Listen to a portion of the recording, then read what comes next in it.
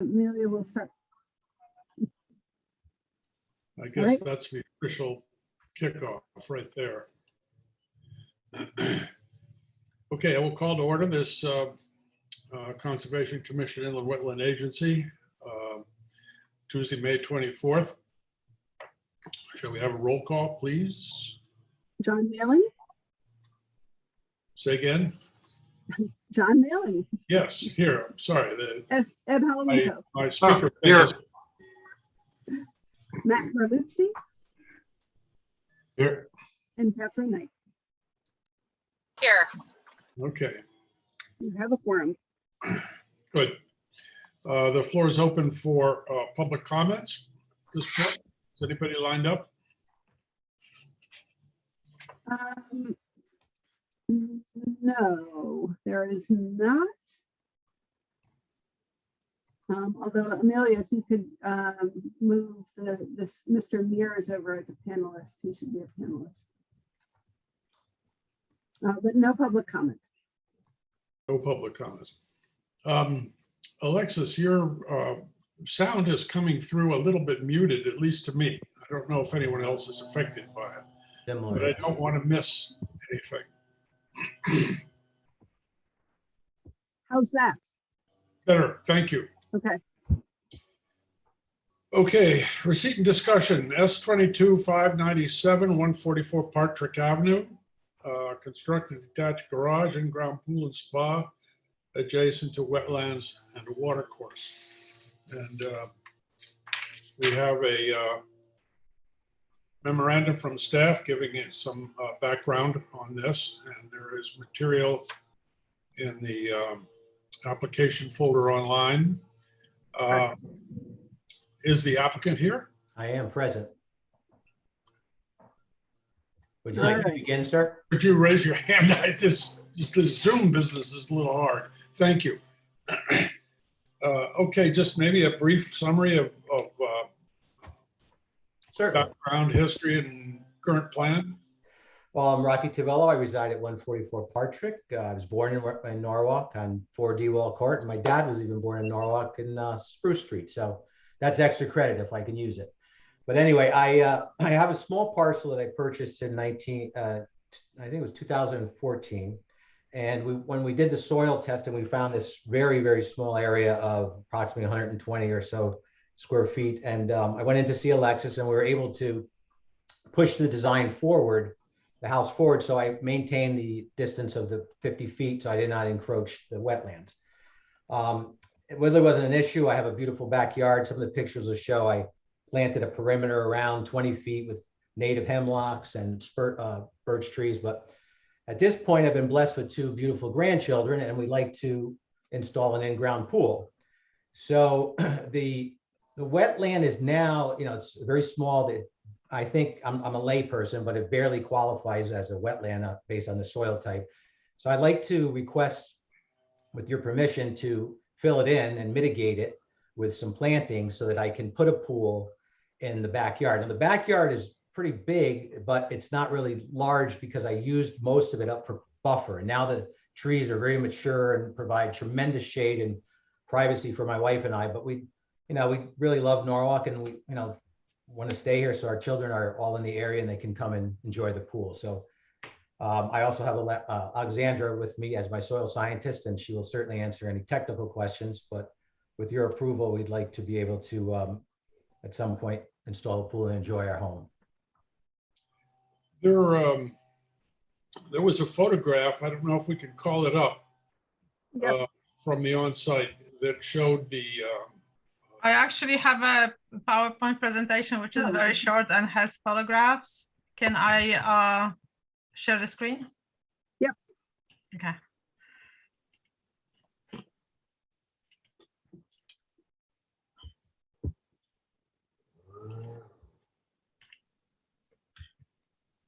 Okay.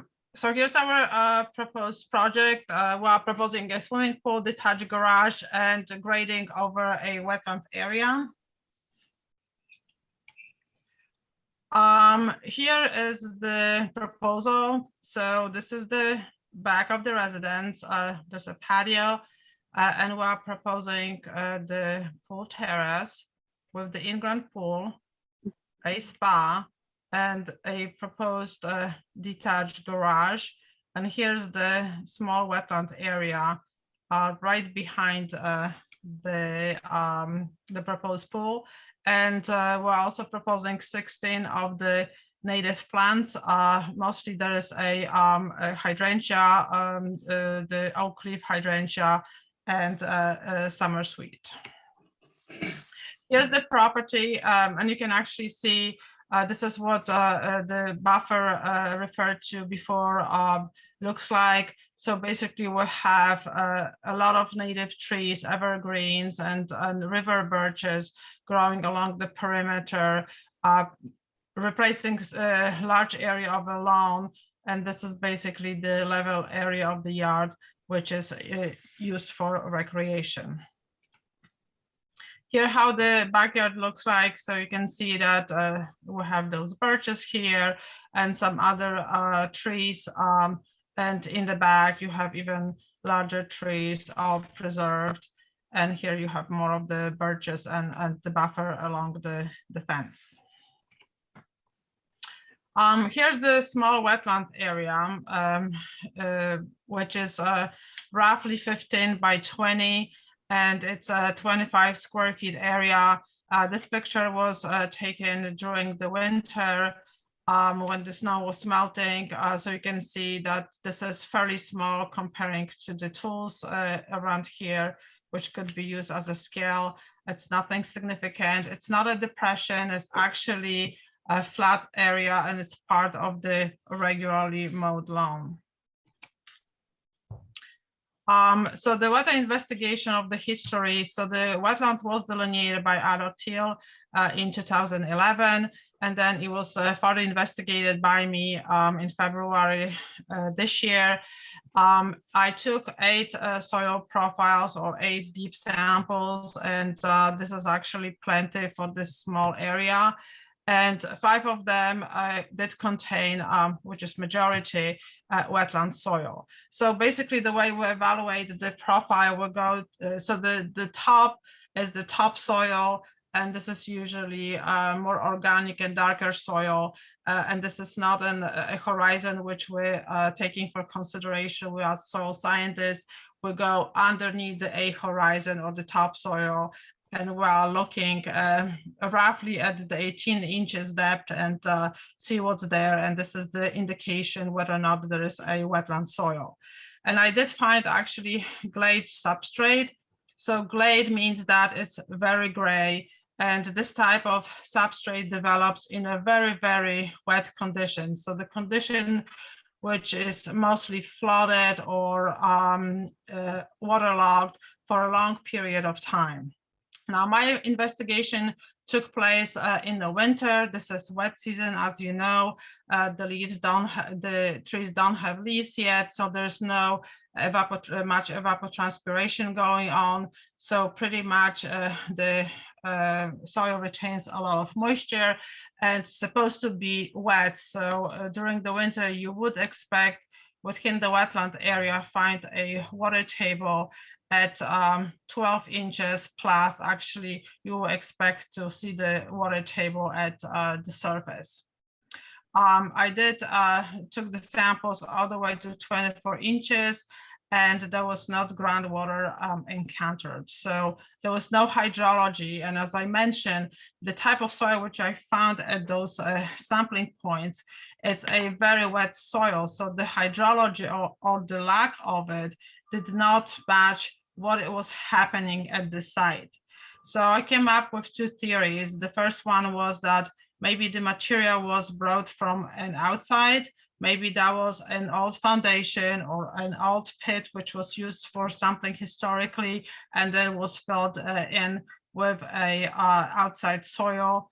Or maybe that was a portion of a much larger depression historically, where the water actually was standing for a prolonged period of time.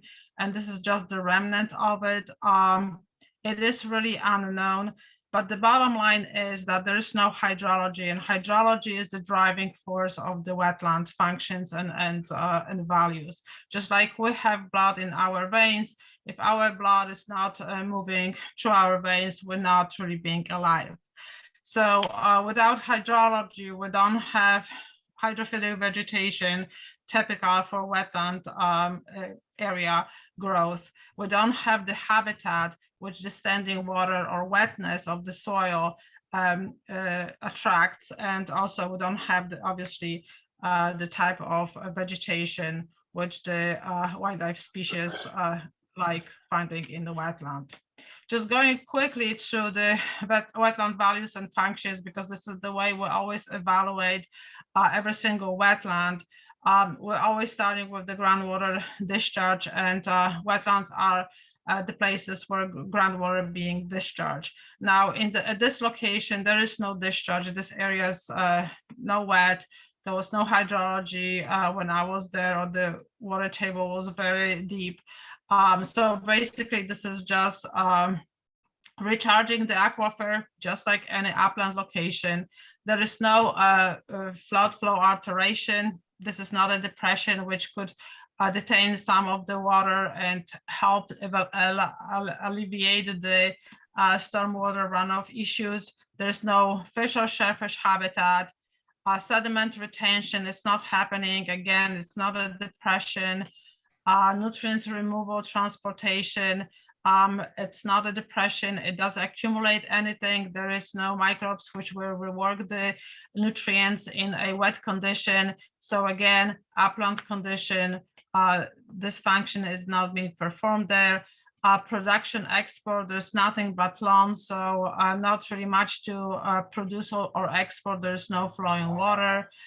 Sediment stabilization, we have lawns, so just like in any upland situation, the lawn stabilizes with its shallow root system, the soil, but this is not a really typical wetland function. I mean, by the lawn. And wildlife habitat, this is an upland habitat. It's not really, again, a wetland situation. So by analyzing all those elements and evaluating the wetlands, we know that the wetland is providing very limited of a wetland function, and basically it's a wetland per definition, or I will call this, it's an area which contains wetland soil. And in such, it actually as an upland environment, and being maintained as a lawn provides less of an environmental functions than, for example, river birches, which are growing in the vicinity. River birches are trees which has a lot of surfaces and are biologically active, not only the bark, but also the leaves, providing photosynthesis and all sorts of other functions.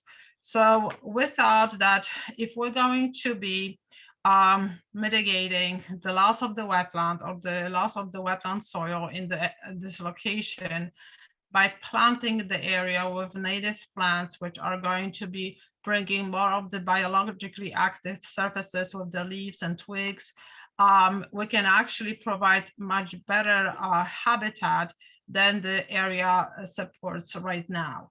So our calculations or reasoning was that this is a 250 square feet of a wetland area. And we would like to offer 16 native shrubs to be planted. And you've seen them, we had them situated behind the pool terrace or around the pool terrace. And each shrub accounts for 25 square feet when it's fully grown, and especially the hydrangea, oak leaf hydrangea, it's a very large shrub, so it's going to be providing a lot of surface. So calculating 16 of them times 25, we have 400 square feet of the restored area with native vegetation.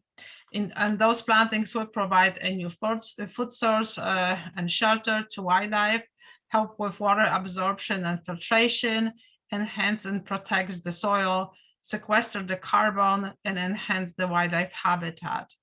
And we would like to ask you to evaluate our proposal and hopefully grant us an approval.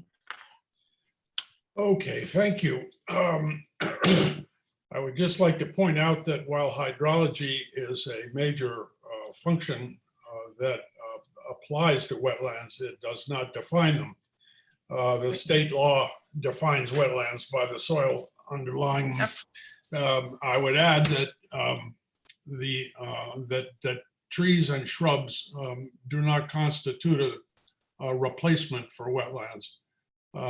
They are certainly welcome, and it is satisfying to see an effort made. But once the wetlands are gone, they're gone forever. And that's something that is our specific charge to effectively mitigate. I mean, to mitigate the loss of wetlands. It is at the same time not our desire to say that if there is any wetlands on your property, you can't have a swimming pool. I mean, that's just not where we are. So the objective is to try to find some sort of middle ground. Before I say anything else, I wonder if commissioners have got a comment or an observation about this, about what we've heard and looked at. Hi, I'm Catherine Knight. Yeah. I have a question that goes back to the 2011 because there was a mention of the permit.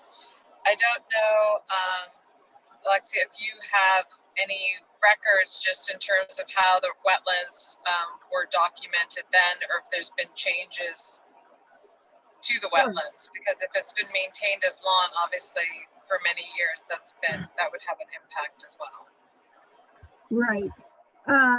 So it, back in 2011, the current owner, prior to 2011, it was part of the property at the adjacent property at 142. And then it was, I believe, what's called a free cut. So it was made into a building lot, and that building lot was effectively a vacant lot. And it had previously acted as parts of it in the rearmost part were wooded, but the area where the wetland is was lawn for, well, additional lawn for number 142. On the wetland map, which is a planning map, we have two different types of wetlands depicted. One we call the field delineated wetlands, where the wetlands have been flagged by a soil scientist. And then the other is we call estimated wetland. And what that is Fairfield County-wide mapping by the USDA of these larger soil groups. And that estimated wetland area included the property at 144. There is a large wetland system on Newtown Avenue. This is on the southern part of Partridge Avenue, where it comes together with Newtown Avenue. And the off of Newtown Avenue, there is a large wetland system that has large areas of wetland inundation. And so when the I think it was you, Mr. Tavello, who came in looking to build a house, I required that you hire a soil scientist to figure out the extent of any wetland soils. And so that's when Mr. Theo went out to the site. And I had met him out at the site to actually look at the wetland, which I do recall at the time he was couldn't quite decide if it was small enough to be just considered an inclusion. Sometimes with wetland soils you get, or sometimes with soils, you maybe get these small pockets of what technically meet as wetland soils, but then right around them there aren't. And we both determined that it was larger than just an inclusion and probably met the definition of what a wetland is, but it truly was a pocket. And so then in 2011, there was on the agenda, one of my requests for a permit need assessment. I had received an administrative permit application to construct the house that's there today. I felt that that was kind of large for a minor permit. And so that went before the commission or the agency at the time. And the agency at the time determined that because of the smallness of the wetland, that the house construction could be covered administratively. So that administrative permit was issued in 2011. And then it has not really changed. I'd say that the grass is definitely greener now. You're bigger. Due to the current homeowners, land care practices, but other than the greenness of the lawn, it has not changed substantially over time. One question that wasn't addressed, what is the condition of the neighboring properties? Is there any interaction at times of heavy downfall or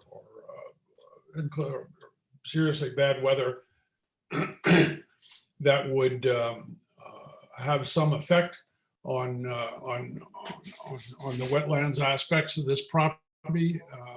Is there a slope that would involve water going in a direction that it doesn't currently go in any excessive volume? Is there any work been done on that? Would you like me to answer, or Alexander or Alexis, who should answer that? So I will answer the question about the adjacent wetlands, and then you can answer the question about the impacts.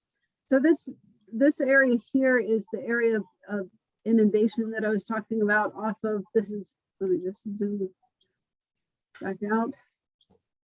Newtown Avenue here, Hartrick Ave here. So this is north is to the right. There's the north arrow here. So this is the subject property with its lawn area, and the wetland is somewhere in this area. And then you can kind of see in here the sun reflecting off the wetland area here. So this is a large wetland that is actually draining to northward towards Cranberry Road, and then flows to the west towards Westport. So that's what that system is. There is the driveway to number 314 Newtown Avenue is actually off of Newtown Avenue, but in this location here at this house. So it's this driveway.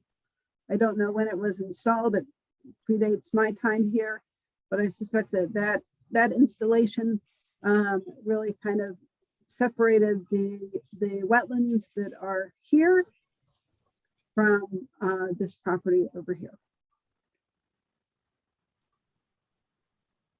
And then as far as slopes right now, this property is very flat.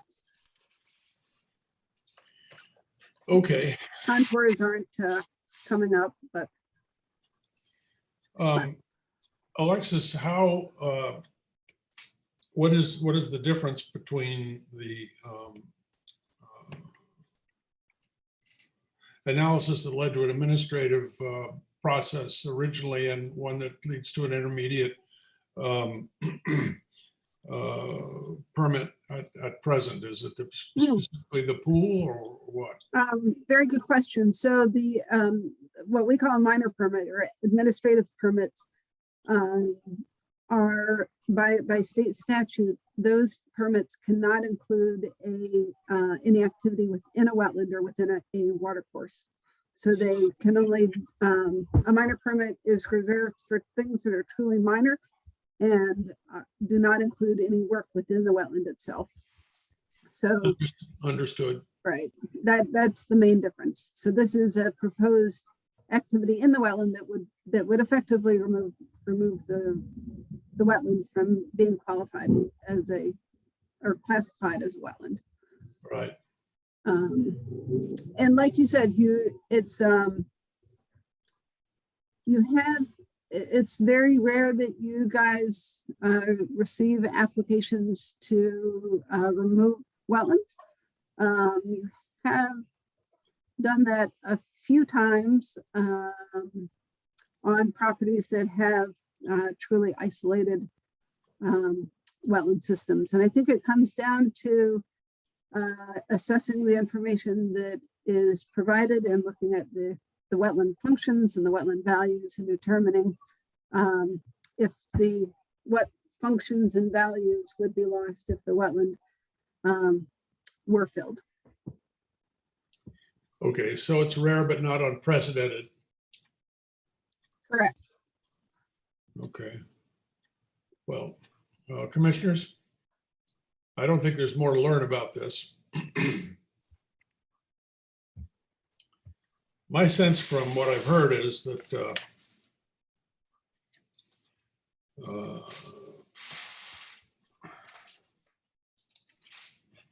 with me for 1 minute, paper shuffling.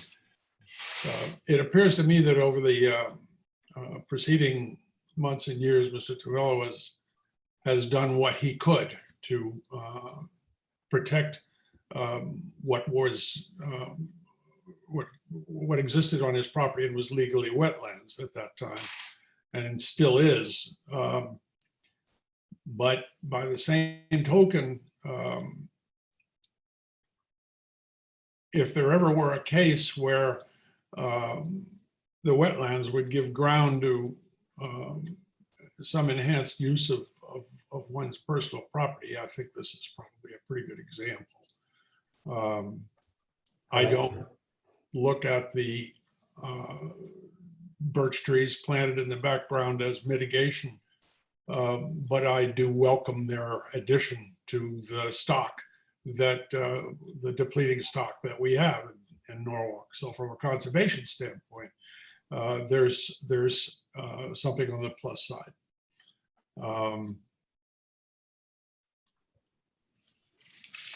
I think that, I mean, I don't know whether we have to do we need to have a resolution? We need a resolution. Yeah, I would. So you can't make a decision tonight. It's just the receipt of the application. So for any of these new ones, you have to wait a minimum of 14 days to make a decision, or up to 65 days. Right. Well, from my standpoint, if any other commissioners or if any commissioners are seriously opposed to what's being proposed here, or have any very specific thoughts as to what ought to be done in the process of doing the activity that's proposed in the application, now would be a good time to sing out, because Alexis is going to need to know what language to put into a resolution if we have one. So I have one more question, and I'm not sure who would be the best to field it. But the question is, I understand the pool and the history and the positioning of the wetlands vis-a-vis the other wetlands in the area, and the historical context of the bifurcation with the driveway on the adjacent properties. The question I have is the filling of the wetland doesn't seem to be related or necessary in terms of the construction of the pool. So I just want to understand, is this something that has to happen in order for the pool structurally or something otherwise? Or is it, I'm just trying to understand the logic as to why it needs to be done. Is it something for the pool, or is it something for something else as to why it would want to be removed? Alexandra, you want that? Go ahead. No, go ahead, whoever. So the area of the pool is going to be slightly graded along the edges, and this is what the wetland is, and the area will going to be leveled. So yes, the filling and grading, final grading for the pool is going to be affecting the wetland. However, it's going to be very minimal, because what we're going to do is take the soil that's excavated from the pool and simply smooth it out And otherwise there would be I would be creating a depression by having the terrace up and the existing lawn down. So it wouldn't be logical, nor would be sightly. So I think this is common sense approach, but I'm willing to listen to any suggestions. But we spent some time with the architect, and this is really the least impact we could do and the best outcome for the overall property and parcel and plantings. Did you look at some alternative sites for the excavated material? I'm going to use it on site. I beg your pardon? I'm going to use the excavated material on site. I will not remove any. No, I understand that, but I mean, as to where it's now under the application scheduled to go, Right. did you look at any other sites? Property? I'm not sure which side it is, but the side that the sun's on is completely trees. So if I move it so that I can get maybe 30 feet away instead of 10 feet away, I'm in the shade. So if I turn this sideways, I get to have some morning sun and some late afternoon sun. Also, it's not practical in the other site to try to maintain that, which would be, I guess, to the left, because then the two patios would be completely separate. So they wouldn't be continuous. So it's really a flawed design. And I probably just wouldn't do it because it would not look well. And I take tremendous pride in what the parcel looks like. Mm-hmm. And also on the top of it, because of the drainage, we would like to make sure that the water drains away from the pool, not towards the pool. So this is basically, grading design for management of the stormwater as well. Commissioner Knight, is that So responsive? it would be, but I'm just confirming, so it'd be your preference to use all of the excavated material from the pool on your property. Correct. Yeah. I think that's a positive, or am I wrong? No, I think I'm just trying to make sure that Okay. Mr. Mailing's question gets answered. Okay. Sorry. Well, it was Do you have Commissioner like an Knight's approximate? question. So if you didn't use the excavated soil, would you need to remove the wetland? Well, if you look how close it is, the wetland would be completely trashed. And it's not a wetland, it's just a soil, but it would be trashed because it's within 5 or 6 feet. So you got excavators and, it would be demolished. You couldn't fence it, it's too close. And then as I said, it would look silly because you'd have this small depression in your backyard for no reason. Right now it's over a larger piece. So I fixed it with pachysandra on the perimeters, and it's not really like an eyesore, but if you didn't at least grade it, it would look wrong.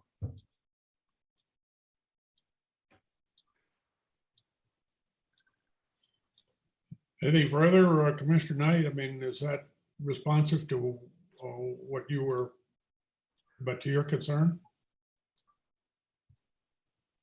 Catherine? Yeah, it was just Okay. helpful to understand how necessary it was. All right. Okay, well, hearing no other comments from commissioners, I think we have enough information. Thank you. The process of, since the wetlands are basically not going to exist any longer, then there's no particular need for silt fences and whatever, Right. over and above what would be the necessity for some other kind of development, but not one that was relating to wetlands. So that would make for a fairly easy resolution, I think. But And then the only other confirmation that I want, this is an intermediate regulated activity. And I just want to make sure that the four of you present are comfortable with it staying an intermediate regulated activity, as opposed to the significant regulated activity, which you've had a few of late.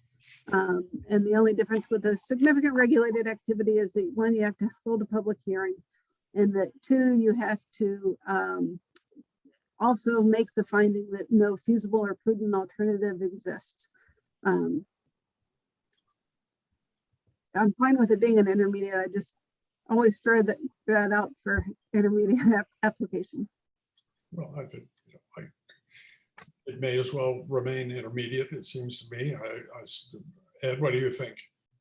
Yeah, he's nodding, so I guess, we have some. No, I'm okay with the intermediate application. Okay, Thank you. so thank you all. Thank you very And, much. You. We'll be back to you.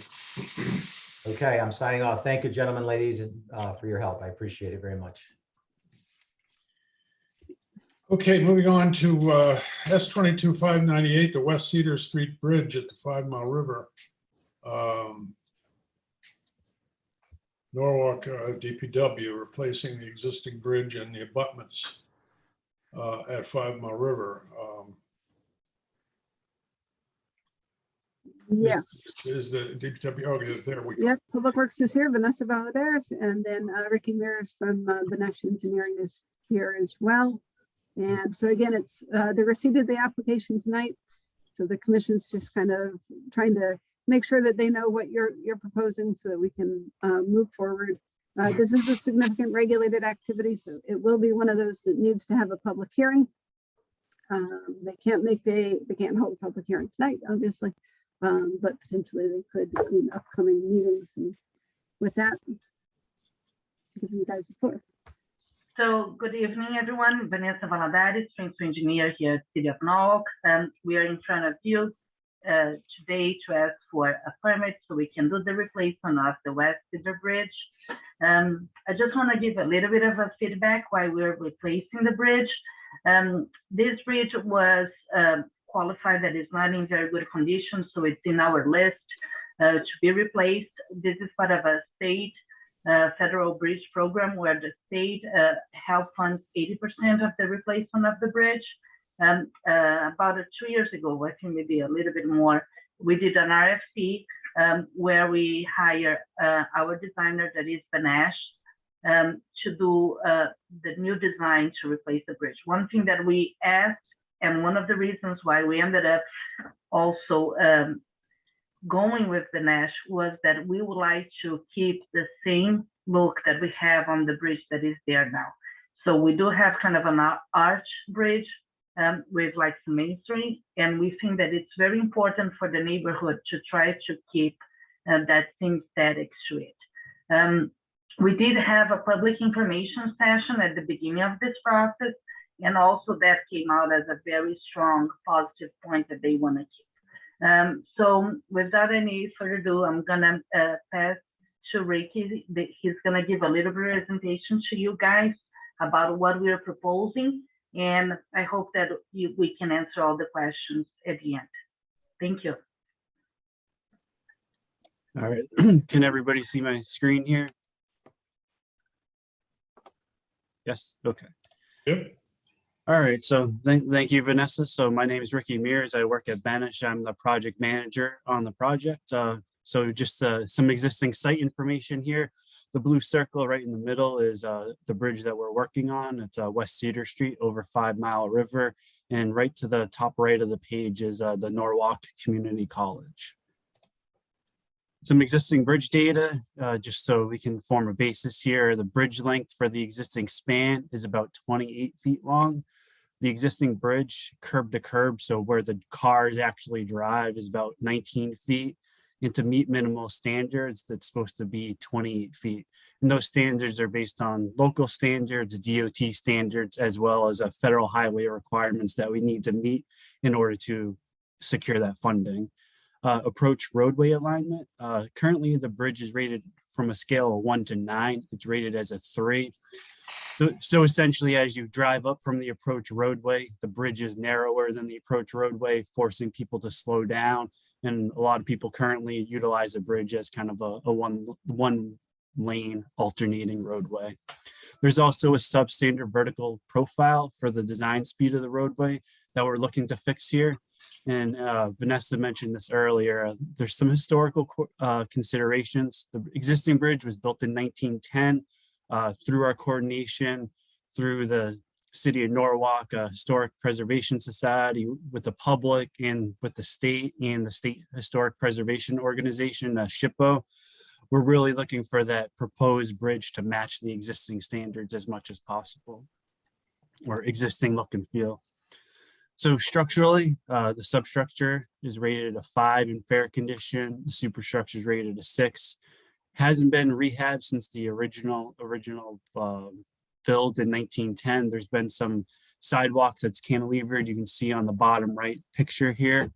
Hydraulically, which is the biggest challenge on this project, the bridge is inadequate to pass the 10-year, the 5-year, and the 100-year design storms. Scour wise, the existing bridge is unstable for the assessed scour conditions. And you can actually see some rock, call it riprap, down here on the bottom right picture, where I believe the city installed some riprap there in the past several years due to some scour issues.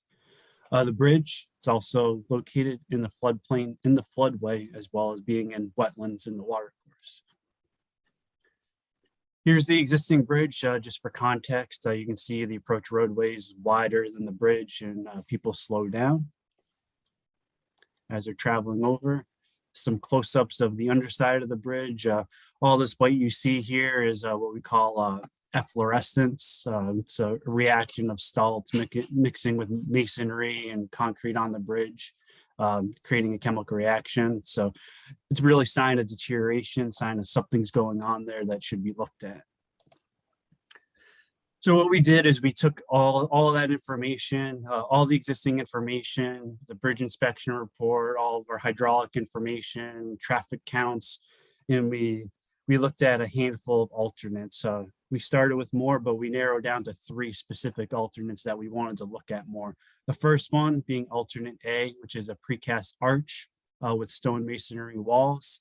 I know you can't read the text here, but you can see the rough shape, and the span length of this is about 37 feet compared to that roughly 28 feet span length to begin with.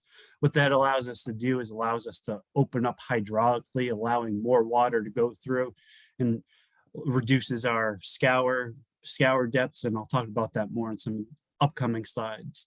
Alternate B, it's really a squared off structure, as well as alternate C.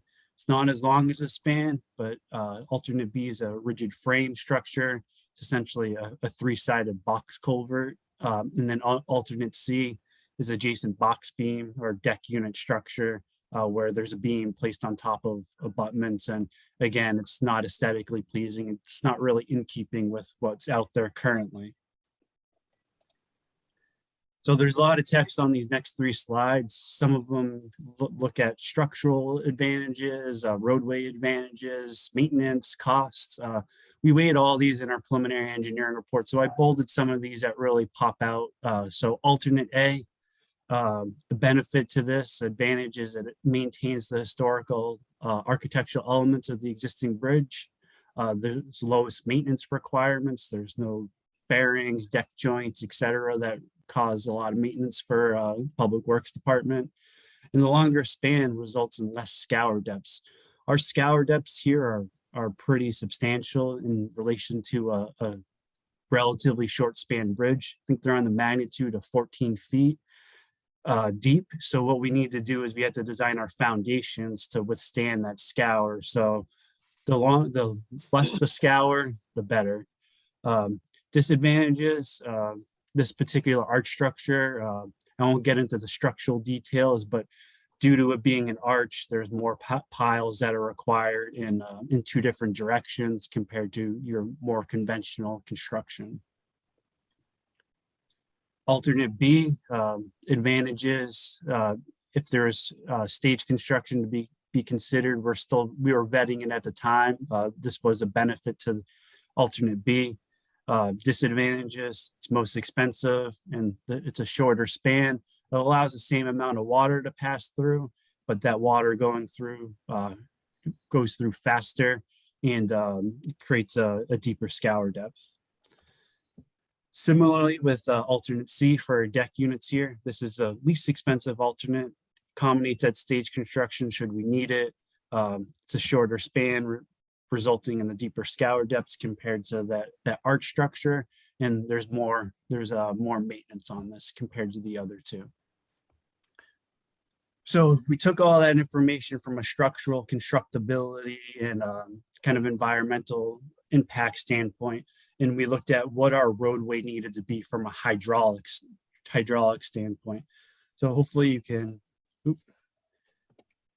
I don't think you can see my cursor here, but if you look right in the middle here, there's our bridge. If you look right at the top, there's a number of 500 there. Our bridge is located right smack dab in the middle, and you can see all the drainage coming in from each side. The bridge is located at the top of two sag curves. So we go from left to right, we go to a sag curve, to a crest, to a sag.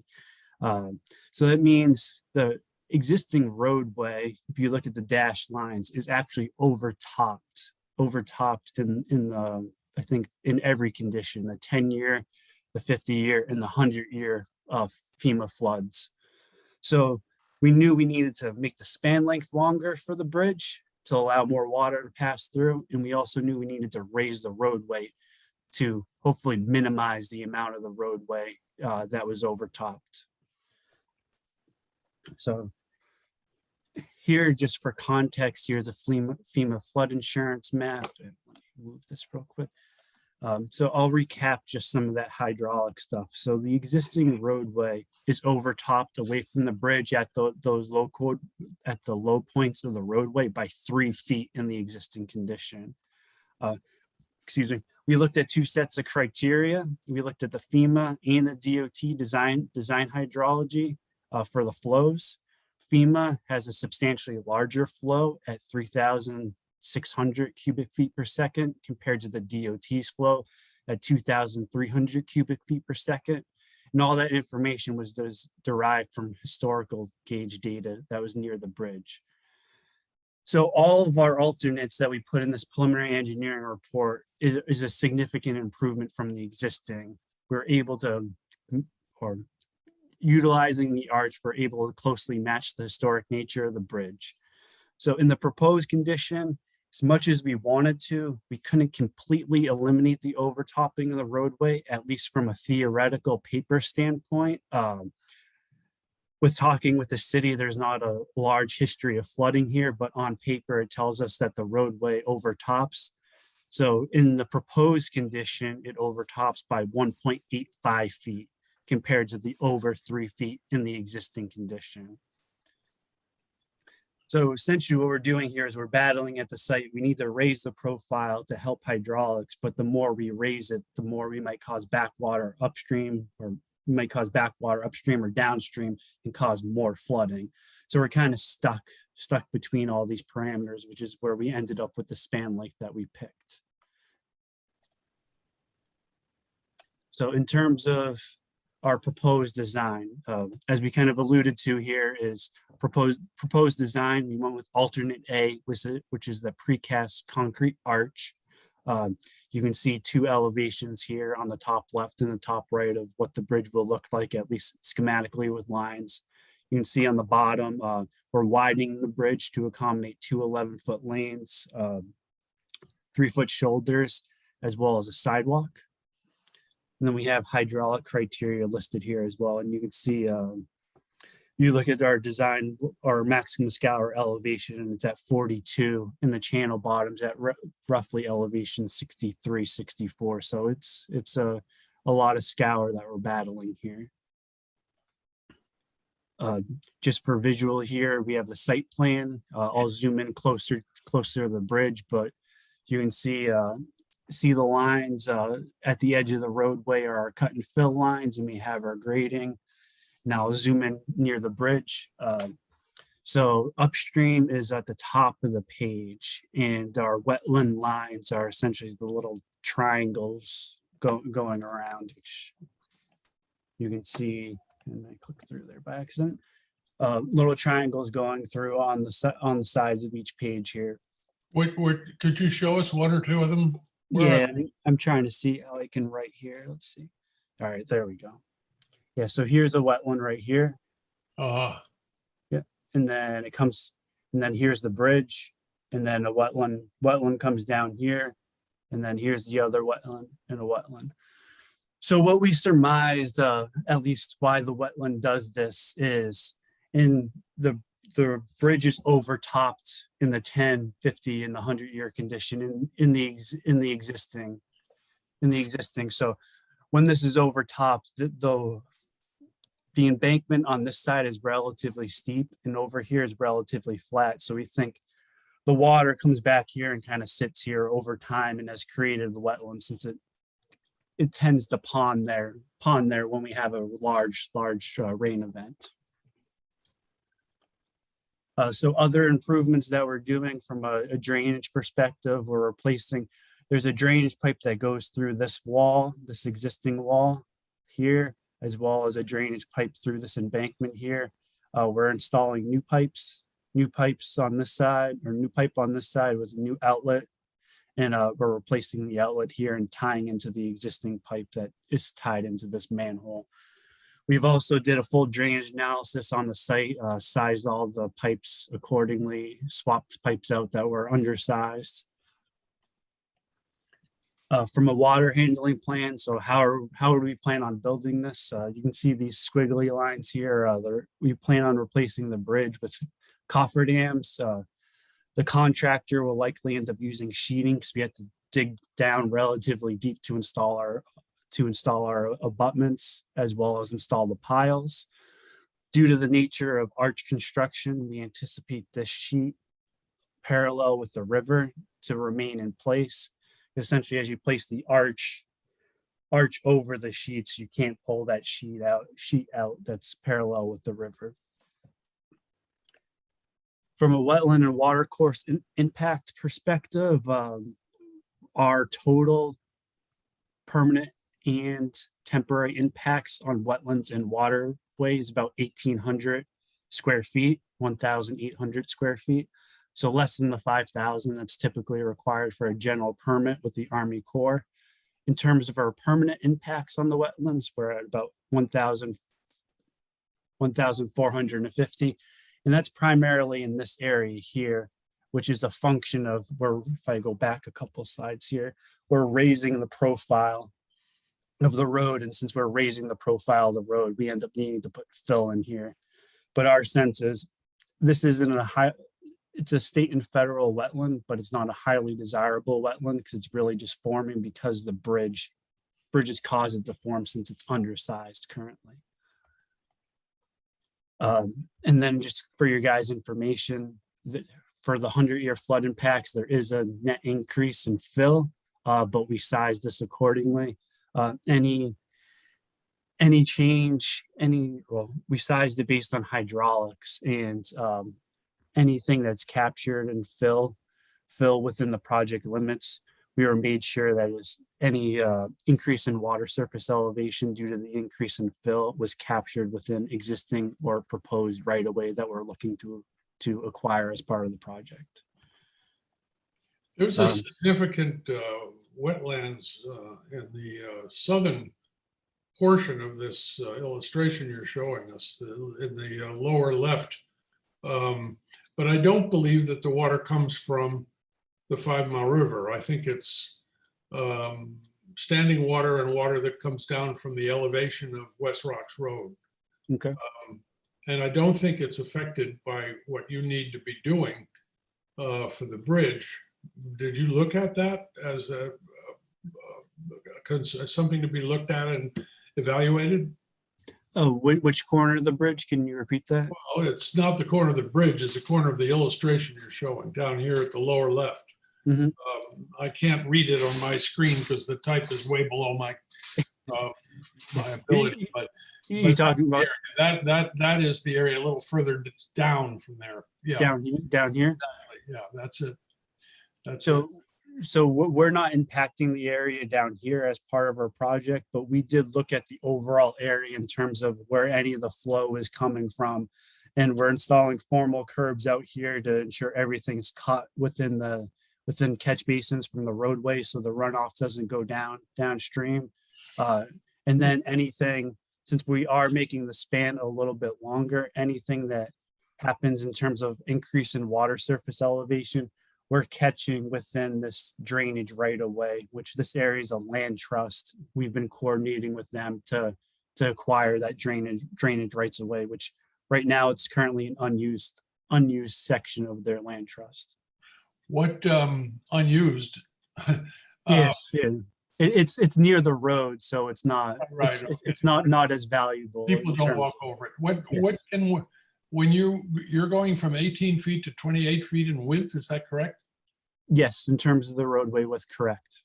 And does that mean you go 5 feet one way and 5 the other, or all 10 feet upstream, or how you're Yeah. doing? So we're relatively widening evenly. So you can see at the 70 contour here and this 70 contour here, that's the limits of the existing bridge. The 70 contour here is the edge of the sidewalk. So here's our proposed bridge coming out. So we're widening relatively evenly across both sides, up to the north and then to the south. Okay. Okay, thank you. Yeah, and then to talk schedule, right now we're in final design. Our 100% design is due in a couple of months, but we had a meeting a month or so ago with DOT, Army Corps, and DEEP to talk about permitting, and they're pushing us to a pre-construction notification. So the anticipated construction is being pushed out a little bit than we originally expected. So with that, I'm here to answer any questions. Vanessa, I don't know if you want to add anything from what I said. I think you did a very good job, Ricky. I don't know if the commissioners have any more questions for us. Commissioners? Could you send me the copy of your presentation so that I can add it to the website? That'd be great. Yep. Thanks. Okay, thank you all very kindly. So I thank you for salvaging the look of the bridge. It's really, despite the fact that it jams everybody up traffic-wise, it's a pretty cool looking bridge, especially in context with the surrounding river and wetlands. And Mr. Chairman, it's because of that look is that we are here. If we go with another one, we probably wouldn't be in front of you today. And that was one of the things that we discussed with Deep about a month ago, that we thought that we didn't need some type of permits, but because of the arch, they want us to go back and talk to you and get the approvals. If we just went with a regular box culvert, we probably wouldn't need to be in front of you today. Okay. Well, thank you for that.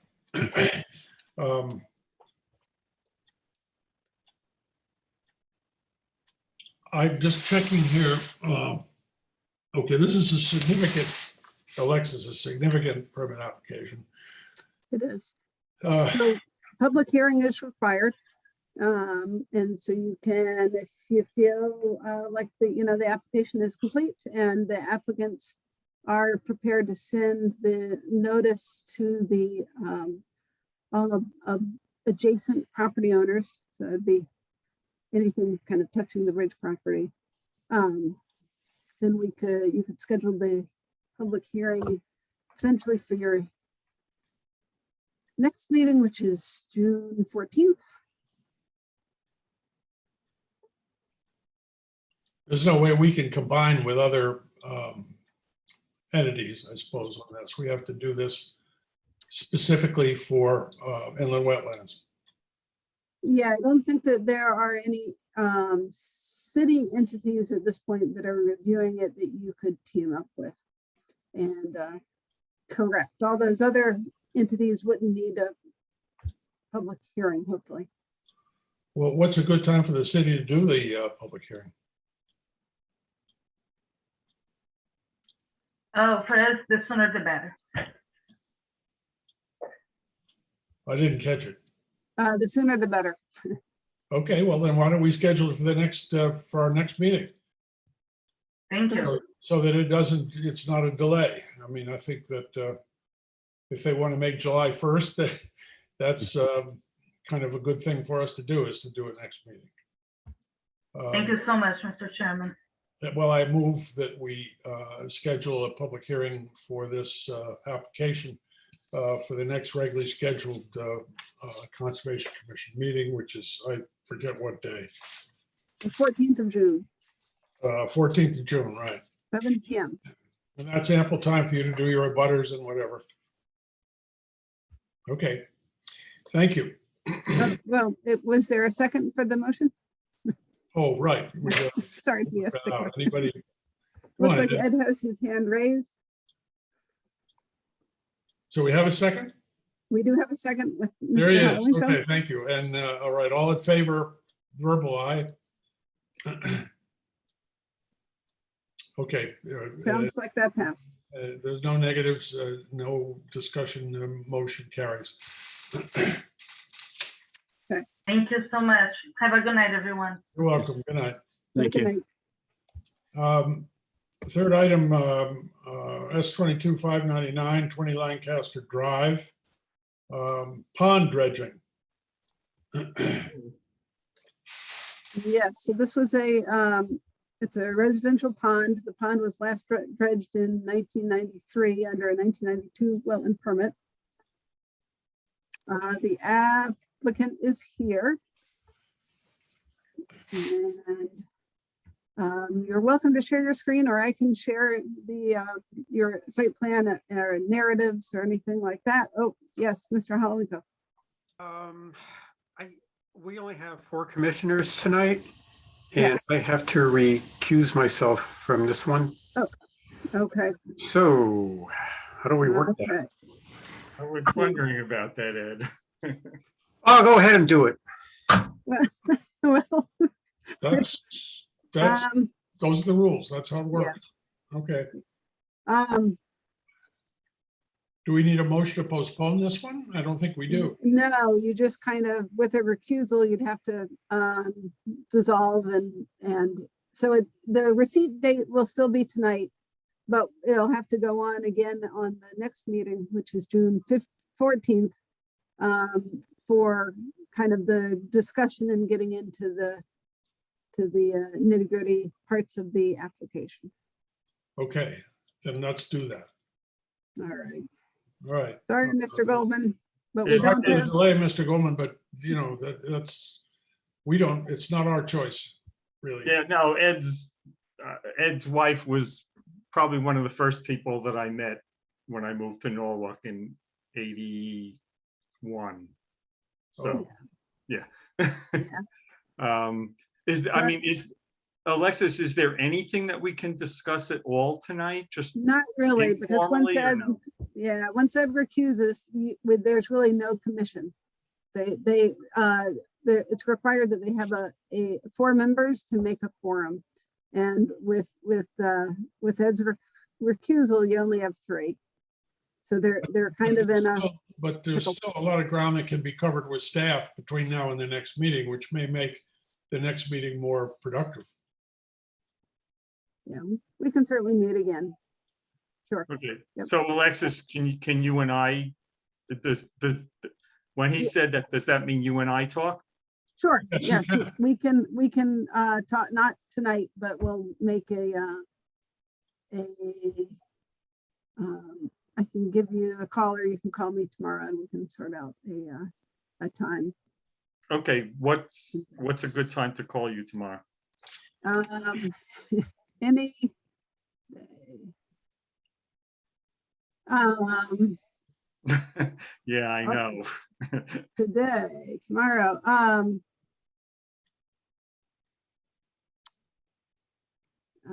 kind of got a lot of meetings, so Thursday. after 4 o'clock tomorrow, from 4 until I don't know when, 5:36 probably. I should be Okay. there. I'll call you at 4ish. Okay, Good, sounds good. See you then. okay. Talk to you then. Oh, well. Good night, all. Good night, Mr. Goldman. Okay, moving on to 5. This is an interesting discussion and or decision. It's certainly not going to be a decision and not much of a discussion, I think, on these 3 items. But we have to take them one at a time, right, Alexis? Yes. Okay. S 22-594, 9 and 10 Hollow Spring Road, Hollow Spring residents, removal and replace existing drainage pipe in and adjacent to the wetlands and water course. And I think it was Mr. Reynolds who was the spokesperson who said that he would not be able to be with us tonight. Correct. And he was a man of his word, and he is not here tonight. My understanding is he's out of town, so he'll be, he does expect to be back in advance of your next meeting on June 14th. And so hopefully prior to June 14th, he and I will talk and work on completing his application. But since I have not received any new information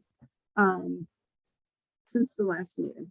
So he understands that it's being tabled, and we'll put it on again for the next one. Your decision deadline is June 30th.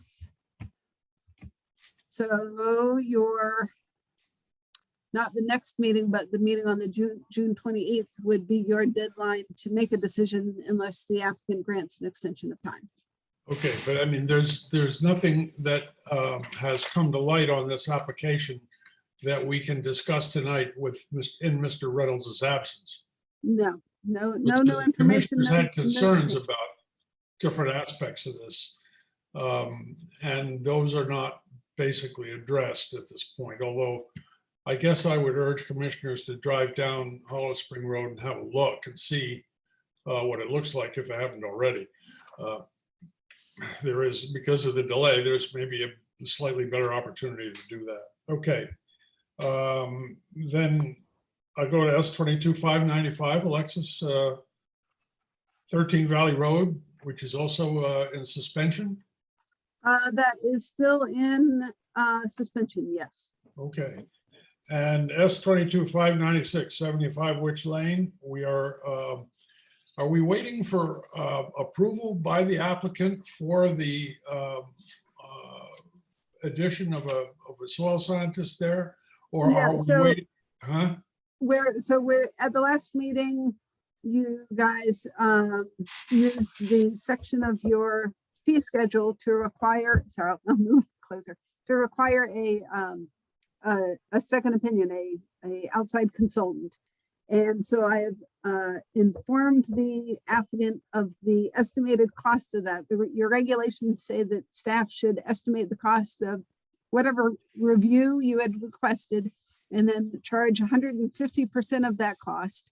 Once we have that money in hand, I will send out bid requests for professional wetland scientists.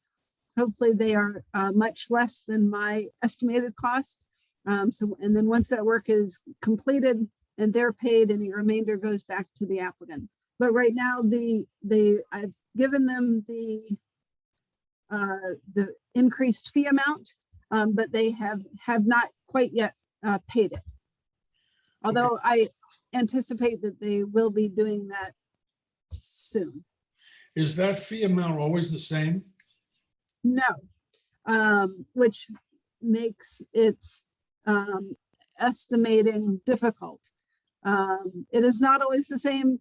I try to look at past applications where the skill set that you've asked for review is similar. And then I try to look at the size and scope of the project and come up with a number. Is there a kind of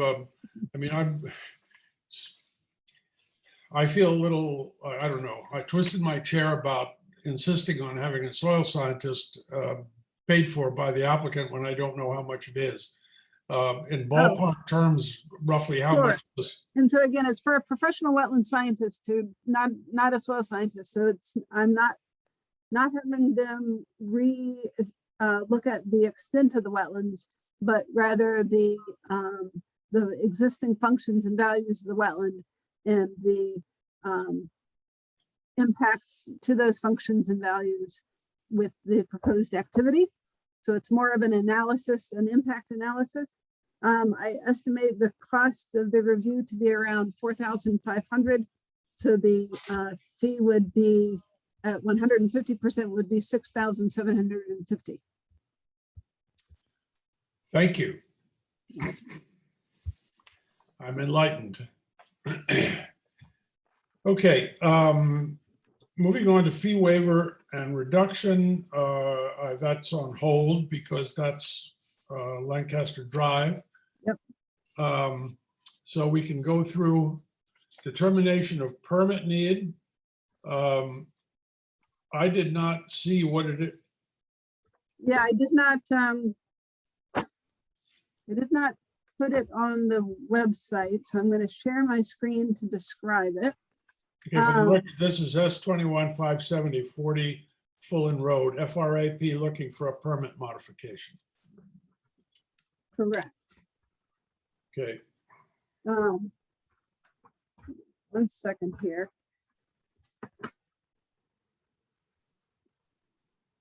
So in September 2021, you guys approved a 40-unit residential development on 40 Fullen Street. And this is kind of in the rear part of what used to be the Pepperidge Farm factory.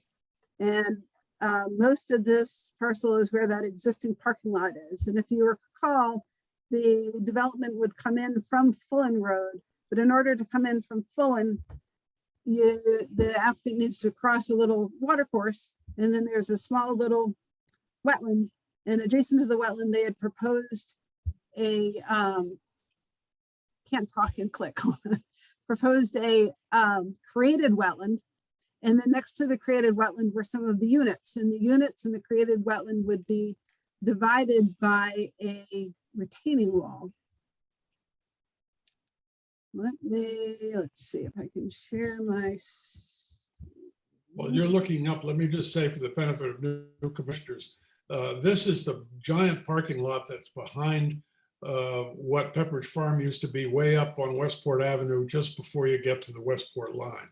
If you're driving in that way, it's on the left and it's in the back. And it was just a huge parking lot that was overgrown that these folks are building on. And they got a permit for it. Is it this, the permit's not the same number as the one they have now, is it? No. No, it is the same number, yes. Oh, okay. Let's see, I guess I need to share these individually. Sorry. Hold on. That's, should have combined these. Let me just say, Catherine Knight, you can't see this stuff, can you? Catherine, Yes, I can see it. you can. Oh, okay. I thought you were in your car. Okay, good. No, I have self-drive, so I'm, got my hand on the wheel and I can look. Okay, cool. Thanks. Okay. Here is the, sorry. Here's the site. The wetland area is here. And it has to do with these lots, in particular, these lots here. I should add that previously the applicant did do an administrative modification regarding the kind of the grading on the site in general. And none of that grading, they also did a few like rearranging of, you'll see that some of the units are kind of duplexes, whereas others stand alone. So some of those had changed mostly along here, if I remember right. And so these were small changes that had nothing to do with anything proximal to the wetland. So I have done an administrative modification for the site of changes that occurred after your approval. But again, with no possible impact to any of the on-site wetlands or water courses or created wetlands. What they're asking for these is a change in grading. So I wanted to just reference this cross-section, and then, all right, can you see the cross-section now? Yes. Okay, so what was approved was, again, the existing grade is this dashed line here along my cursor. And what was originally proposed was a, no, this isn't super clear, was to remove the, again, this is the area where the existing asphalt is, and do a house without a full basement, but they would be filling up to, this is the previously approved grade, and then a retaining wall, and then you drop down to the created wetland. What they would like to do is actually do less grading, filling adjacent, well, within the upland review area. What they would like to do is not do the grading to bring fill in here or to do this retaining wall, but instead do minor grading adjacent to the created wetland, install a stockade, a demarcation fence, or I think they talked about a stockade fence instead of the retaining wall at the limit between the approved lawn area and the created wetland area. And then, since their first floor would be so much higher than what they originally proposed, they would do a basement. But the basement is not, I don't know how to describe it. The basement's only at 90, at the 91-foot contour. So not that far from the existing grade of the parking lot. 91-foot contour? You're right. So these are elevations or contour lines. And so the existing grade of the parking lot is at about 93 feet. And the proposed basement grade is more or less 92 feet.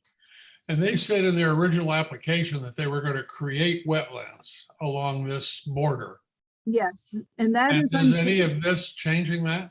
No, so that is not changed. It is just, this is the created wetland. The created wetland will still be there, but instead of the created wetland being up against this retaining wall, and then the residential lawn area being up here, the grade adjacent to the created wetland would be more gentle and more similar. It would match the grade at the proposed fence. What does this do for runoff? Does this affect runoff in the wetland a little bit? That's a very good question. No. I don't know if they've, so this is just another, I'll get back to that question, Matt. So this is kind of another picture of the dashed line is the existing grade. And then the created wetland is in this area here. This is the little stockade fence that they propose. And then instead of coming up and across, well, actually further up and across, they would keep this grade more or less the same and do their houses with a higher first floor elevation and then a basement. Let me see. And let me just read some of their description. I think that their engineer's description might do a better job than myself. Is this from the current application? Yes, this is from the current application where they have asked for an administrative modification. Okay. And so Okay. basically I told them, I think this is a kind of a large administrative modification just because of what you discussed when you approved the project and it's so proximal to the wetland. Let me send it back to the commission to make sure that you're okay with an administrative modification of their existing permit.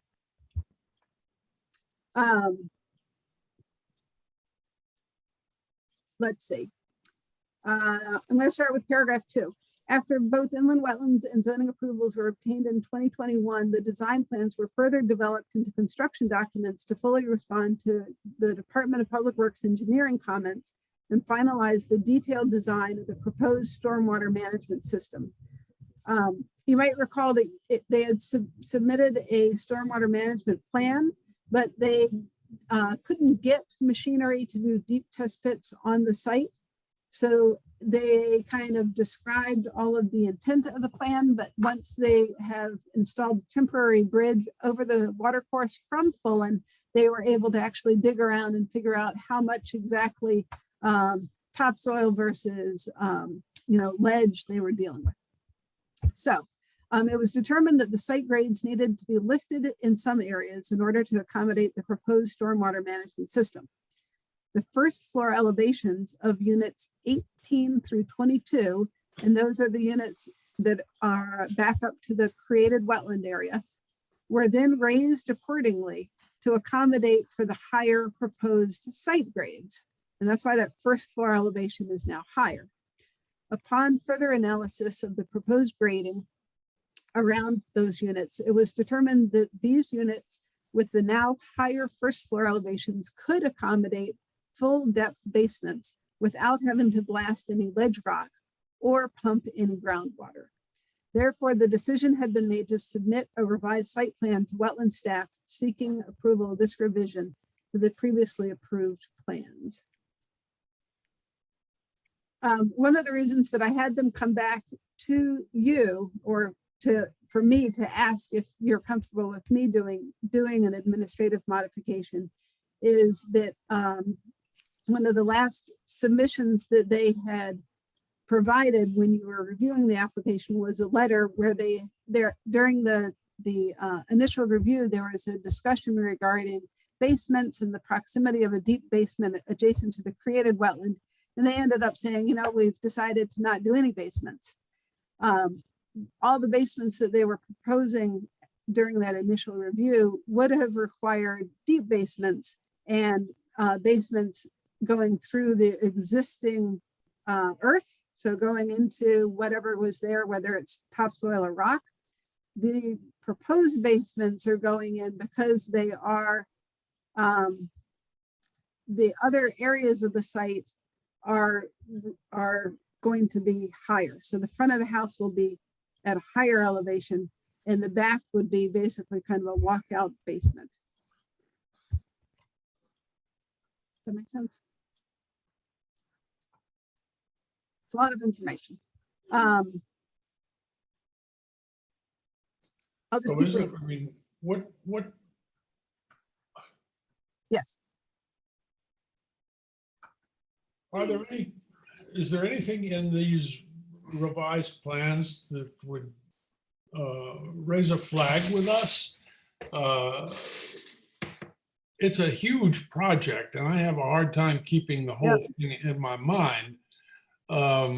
So I'm more concerned, I mean, as long as they're not going to fool with the bridge and they're going to, retain the conditions that were outlined in the original permit, which I reread, I mean, they haven't actually started construction.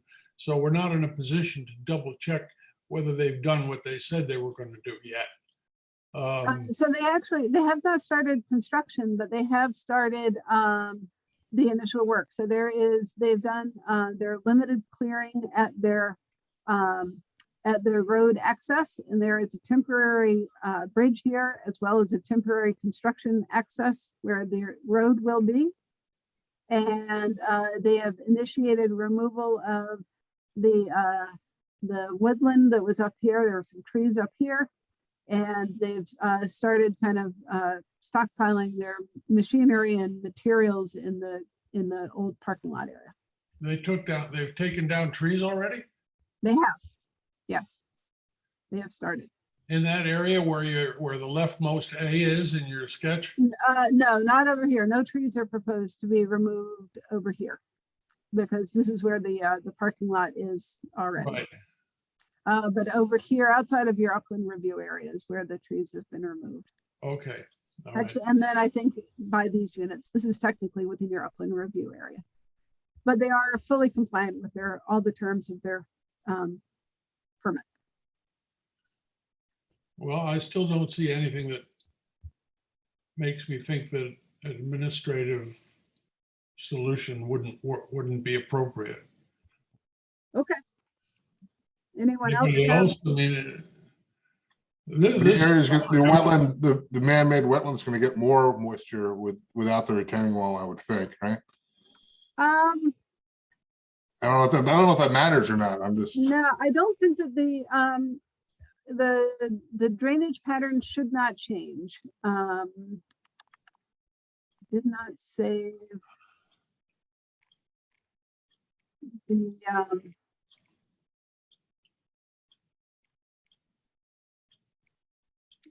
as I recall, the drainage pattern went, I mean, the original wetlands included a very, very small, I call it a water course. I don't know whether it would qualify, but it went underneath this bridge in the center left, and then in a labyrinthine manner went down to something like the Saugatuck River or something, I think. It was, but it wound down underneath Westport Avenue.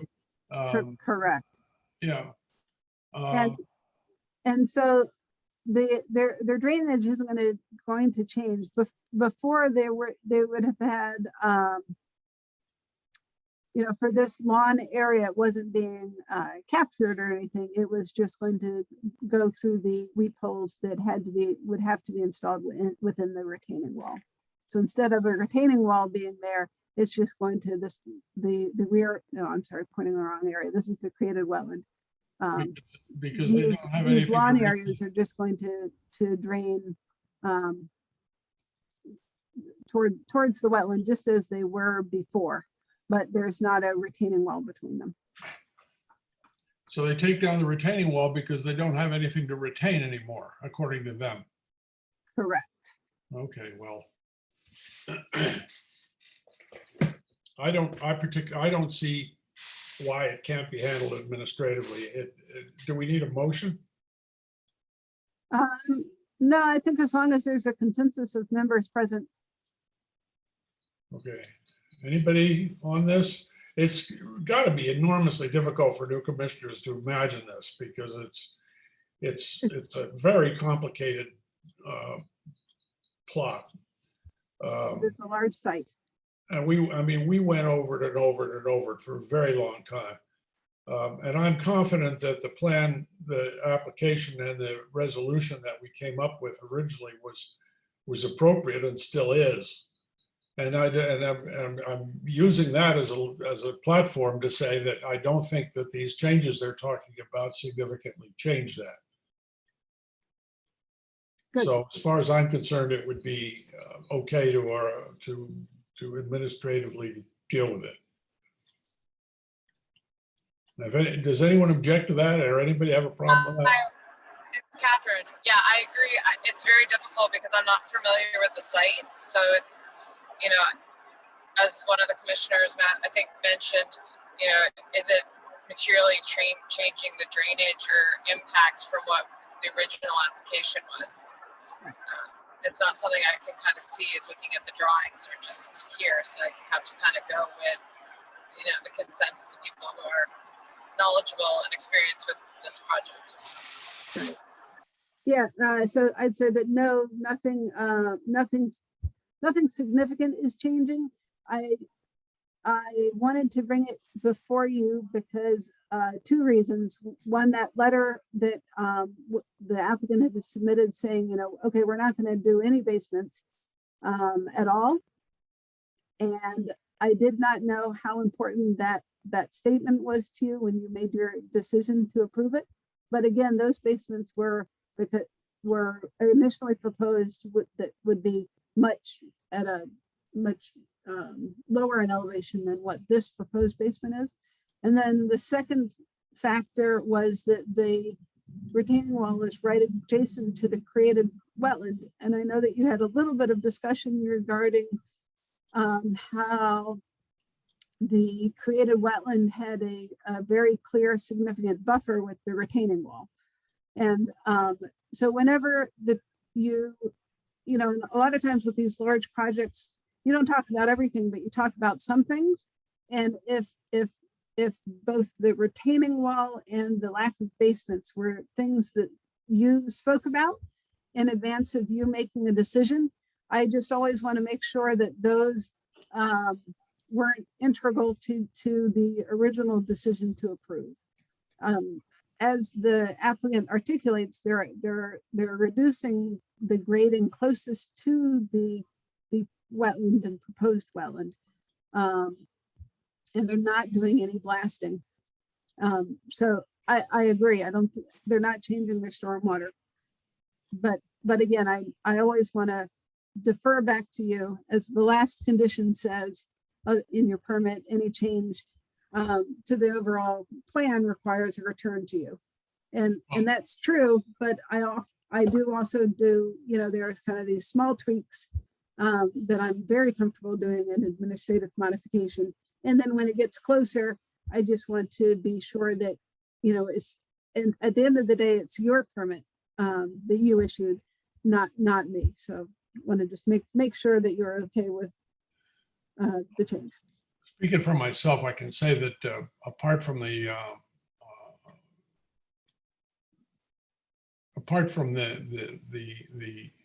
application itself, it's for me, it's interesting to revisit one that we worked on pretty hard not too long ago, to be able to just sort of go back through that and see what these administrative changes might mean. So I appreciate the opportunity. And I think the sense of the commission is that this can be handled administratively. So Just if I can clarify, Alexis, just Yes. you seem to, from your knowledge and experience with the site, seem to have some sense that maybe even though they're created wetlands, they would benefit from the buffer of the retainer wall, and that was kind of a flag for you to say maybe the retainer wall should stay. No, no, it's just that during the discussion and the eventual approval of the permit, I do remember one of the commissioners saying, like, okay, listing the retaining wall as a positive attribute. But it wasn't me. But that's one of the reasons why I brought it back to the agency, to make sure that retaining wall wasn't really important. I don't think that it is. I mean, it certainly is a very strong demarcation, but in some ways it removes the residents from the wetlands, with the wetland being kind of down there, whereas this puts the wetland right next to them. So it may be useful to point out that the original parking lot extended much further towards the wetlands than the current plan does. The construction activity is set back from where the edge of the tarmac was, and the space in between has been touted as an extension of wetland, of created wetland. It was the first example of that I'd ever seen in an application like this. So what's taking place is taking place well back from what used to be the developed part of this property. right. Okay. And then before we move off from the determination of permit need, there is an additional request to add another request. So I received another request for activity at another property. The property is 13 Valley Road, which is on your agenda. But they asked if they could do a certain amount of work, if that could be covered under what's called a declaratory ruling. So under section 4 of your regulations, it covers, well, so anyway, before I go on to the request, would you entertain a motion to amend your agenda to add an additional determination of permit need for 13 Valley Road, please? And then I'll explain. If that's the difference between having some say over what happens related to this proposal for these wetlands and not having any say over it, then I would say yes. Oh, I'm just looking for, to just add it to the agenda to discuss it, and then I will show you what they would like to do. Motion to add it to the agenda. Was that a motion? Tonight, Seconded. Yes. So, yeah, so there's a motion, and a second to add a discussion regarding permit need for activities at 13 Valley Road okay. on the floor. Okay. So moved and seconded. Any discussion? Okay, all in favor? I think that's I 4. didn't hear what they wanted to do. Sorry. Okay, now I'm gonna get to that No, we're now. gonna talk about that. So, I'm gonna share my screen again. Basically, they want to know if they have to have a permit. Right, so, I think the last, they had after the receipt of the application, when the comments from the commission made it clear that they needed additional detail to their plan, they have a on-staff landscape architect who has been working on a plan.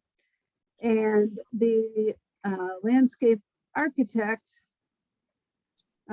wrote to me asking if the applicant could, they're now considering a reduction in the amount of activity that they would like to do.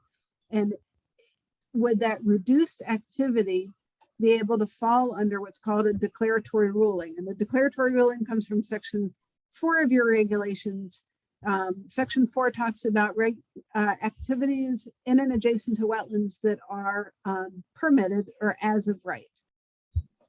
And sorry.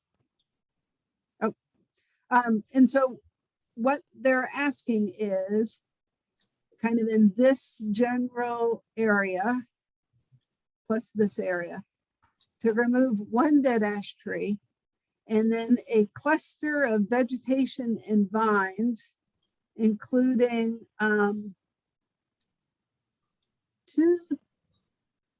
well, let's see, this seems to be 8 dead ash trees near the road. 2 of those ash trees, I believe, are 12-inch caliper trees. 4 are saplings. And then 1 tree has a broken branch.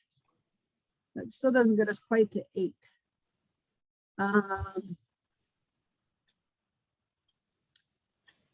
And so this is the taken from their lawn area, and this is that wall that is their house is to the back of the photographer, and then out here is Long Island Sound. So this is one of the trees that they would like to remove, the large ash tree, and then this is the other tree, and kind of this whole clump in here is what they're proposing to remove. And then she had sent me an earlier version, but it kind of gives you, again, this is the wall along the lawn area. It's this clump of trees here. I had asked her to send photos of it in the spring. So this clump here, and then this tree here. So this clump here, and then this tree here. And their question is, can that just be a declaratory ruling? Or is that something that the commission would want to see? So typically we get a lot of requests like, oh, I have a dead tree in the wetland, can I remove it? And we first look to see if the tree is literally in the middle of a wetland that's, you know, in nowhere near houses or anything like that. And if it's kind of in the middle of a wetland and not going to cause any harm if it does fall, we encourage people to keep it. But if it is a dead tree that would potentially fall on their backyard playset or their garage or their house, they're allowed to remove it. They fill out, it's called a declaratory ruling form where they declare that they want to do certain activities that are permitted, and then we make the ruling that they can do that. As a general rule of thumb, it's like 1 or 2 trees. It's not, if you change the natural and indigenous character of the wetland. So if you go from a woodland to a lawn, or an area that has, you know, canopy trees, mid-tier trees, and understory, and you remove any of those layers, then that's, you've changed the indigenous character and does not qualify for a declaratory ruling. Phew. So that's what they're asking is, can we do, and I'm just going to find her email real quickly and confirm how many trees we're talking.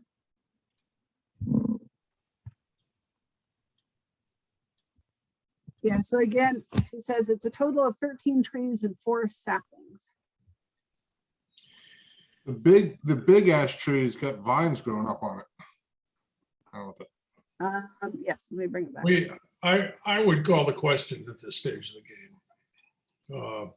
We have a motion and a second on this, and if there's not more discussion, I would suggest we vote. We are voting, what? So there was just a motion and a second to add it to the agenda. That was it. Oh, Yeah, I yeah. see.